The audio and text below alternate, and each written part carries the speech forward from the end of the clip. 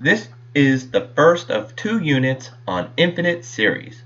But before we get into series, a quick review of sequences makes sense. This small review shall serve as an introduction to infinite series sequences. Let's give an example of some sequences. 1/2, 2/3, 3/4, 4/5, And then you should be able to tell what the generic or nth term is. Now, a sequence is a function whose domain is restricted to positive integers or possibly whole numbers. So in this case, to determine the nth term, you could clearly see that it's going to be n over n plus 1, and then this sequence keeps on going. Now, understood here is that the index of this sequence is n equals 1. So we would start with n equals 1 to achieve the 1/2 and then go on from there. Now, of course, you don't have to index it at 1. It's sort of standard, but we could index this at perhaps 0.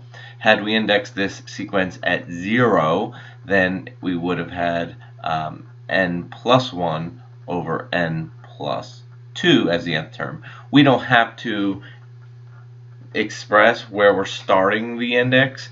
It's understood as long as it works for some index. In this case, the index is 1.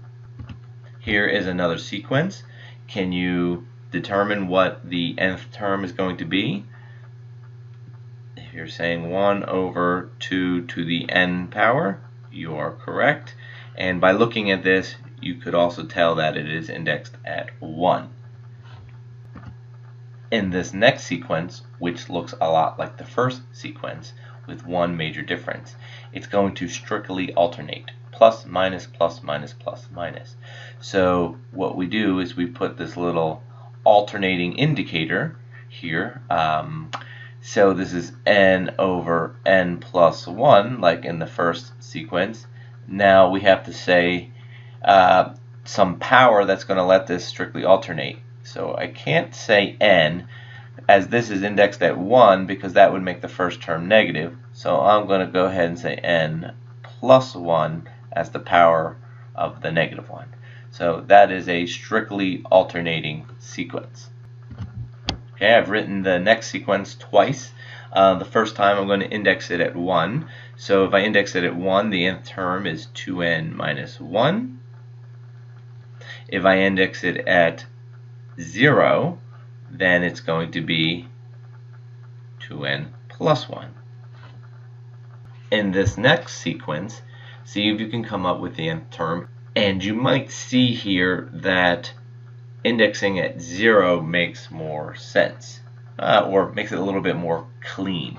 So if I index this at 0, I'm going to have 1 over 2 to the power of n. That sort of tells the story. In these particular sequences that you have here, we need the first several terms together with the nth term to tell the story. We don't just state the nth term without any other information, because then we wouldn't know what it looks like in the beginning. Now there is this other notation that we could say in brackets the sequence is 1 over 2 to the n, and then indicate that n equals 1 to infinity. And this one here, we would say 1 over 2 to the n equals 0 to infinity. So this would be the alternative to writing the first several terms together with the nth term, and that would give each sequence their unique characteristics.